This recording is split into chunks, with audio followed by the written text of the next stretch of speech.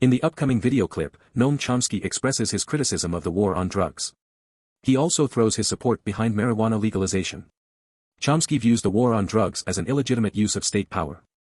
He argues it disproportionately targets poor and minority communities, while not effectively addressing the issue of drug use.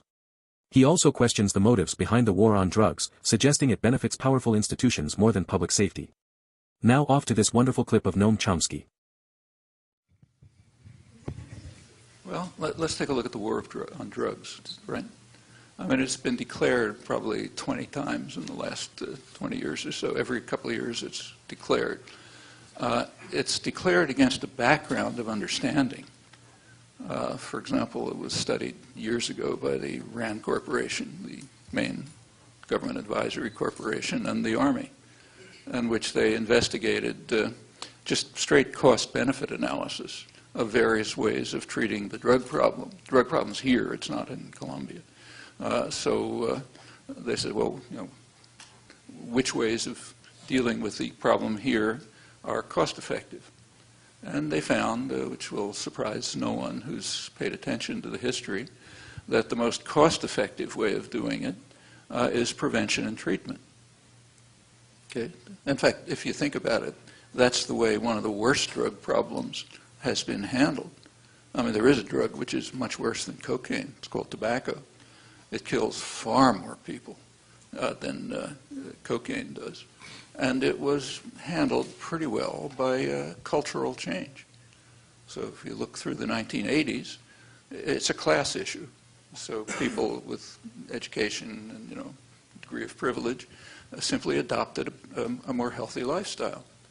They stopped smoking, they stopped eating red meat, they didn't drink as much coffee, and so on. There were no police, nobody carried out chemical warfare in North Carolina and Kentucky to destroy tobacco fields. It was simply an educational process, a kind of cultural change that led to a significant decline of the use of, by far, the most dangerous drug among people who were a part of that cultural change that took place thanks to their privilege. Okay, now that's exactly what the RAND and the Army studied years ago. They were, of course, discussing tobacco, but that's exactly what they concluded about hard drugs or marijuana. They said the cheapest and the most effective way of dealing with it is prevention and treatment. Well, there's another way, use of police. Okay, that's much less effective and much more costly. There's a third way, interdiction at the borders. That's still more expensive by quite a large margin and far less and far more costly. And the worst way of all, way more costly than anything else and totally ineffective, is what we call fumigation, but what in fact is chemical warfare. I've been down to southern Colombia and seen some of it. It's chemical warfare which is driving huge numbers of peasants off their land, destroying their crops. Colombia has the second biggest refugee problem in the world after Sudan. And they're driven into urban slums, and multinational corporations come in and start mining, and so on and so forth. That's the least effective and the most costly. And the fact that we do it, again, if you can kind of abstract yourself and pretend you're a Martian looking at this, is just kind of unimaginable. I mean, the number of people in Colombia killed by U.S. tobacco is way beyond the number of Americans killed by Colombian cocaine. If you go to a country like China, it's astronomically more. Okay, do they have a right to come to the United States and carry out chemical warfare in North Carolina and Kentucky because they have a tobacco problem and it's coming from here? Yeah, I mean, you can't even speak the words. It's so outlandish. But we do it and we think it's just fine. Even though it's known to be the least effective, the most costly, and totally immoral, as we see right away if we think of the situation reversed. Well, that's been going on for decades. That's the war on drugs. It hasn't affected the use of drugs here at all. In fact, just take a look at the cost of drugs and availability, barely changed. Well, when people carry out a so-called war for years and years, when they know what the consequences are going to be, and they have plenty of evidence that that's exactly what the consequences are, and it has no effect on drugs, a rational person will begin to ask themselves, is this a war on drugs? Okay, I mean, are they totally insane? No. Is it a war on drugs? Or is it a war to, in Colombia, for example, a part of a war of counterinsurgency, to clear peasants off the land so that multinational mining corporations and agribusiness can come in and so on? And in the United States, is it a war on drugs? Or is it an effort to get rid of what are called the dangerous classes? People, if you look at the history of Prohibition, there's good work in legal history on the history of Prohibition. It's very typically aimed at what are called the dangerous classes, people who are kind of getting in our hair. So what we call Prohibition, banning of alcohol, wasn't aimed at wealthy people in Westchester County, New York, and so on. They could do whatever they liked. But it was aimed at working class people and immigrants and the bars in downtown Manhattan.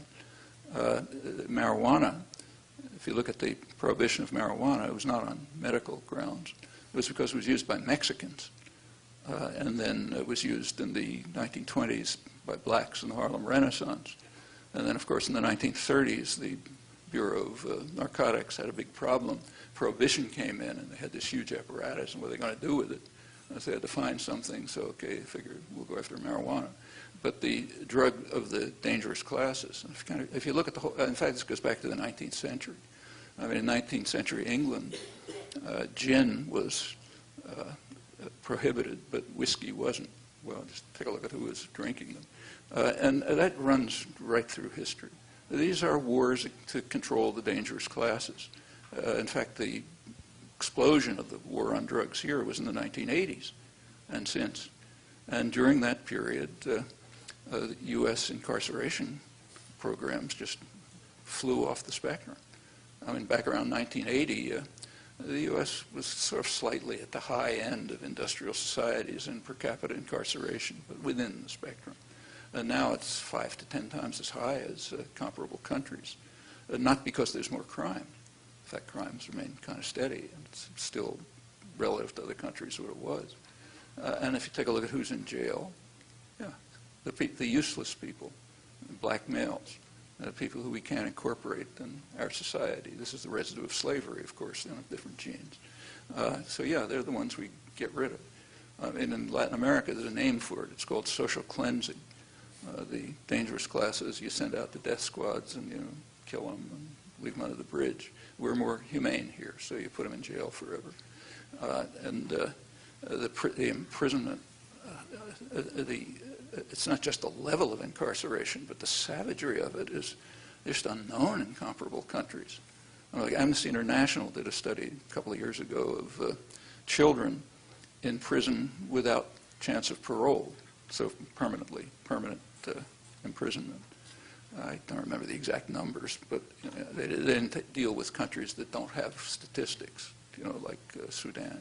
But in the countries where you know something about what's going on, I think they found something like maybe 2,500 cases, and about 2,400 were in the United States. I mean, this includes cases of, 12-year-old kid who happened to be in a room where a felony murder was carried out. Okay, he's in jail for life.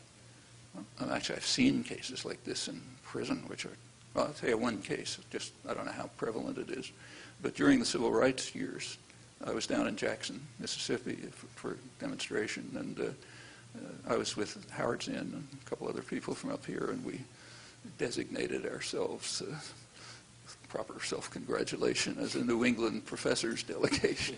So we were escorted through the prison by the police chief and that sort of thing. And in the prison, Jackson, Mississippi prison, which is not bad by usual standards. I've been locked up myself in worse prisons. But as we're walking down the halls, we passed one of these huge cages, a lot of people in the cages, and they were all black men.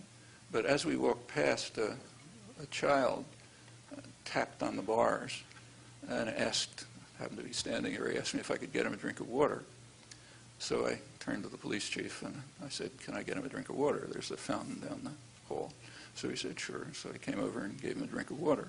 Well, when we got back to the office to talk to the chief, we asked him, well, what's that kid doing in there?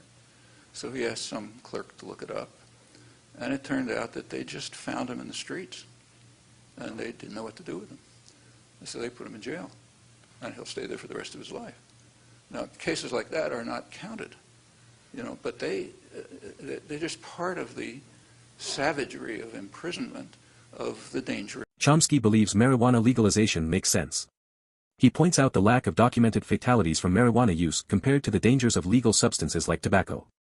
In his view, marijuana is less harmful than alcohol, and criminalization only strengthens criminal organizations. Well, I hope you liked the video and subscribe to the channel. If you wish, you can join the channel as a member, it would be greatly appreciated. Also, please check out and subscribe to my other channel, Progressive Movement, link is on the home page. Now, take care and bye-bye.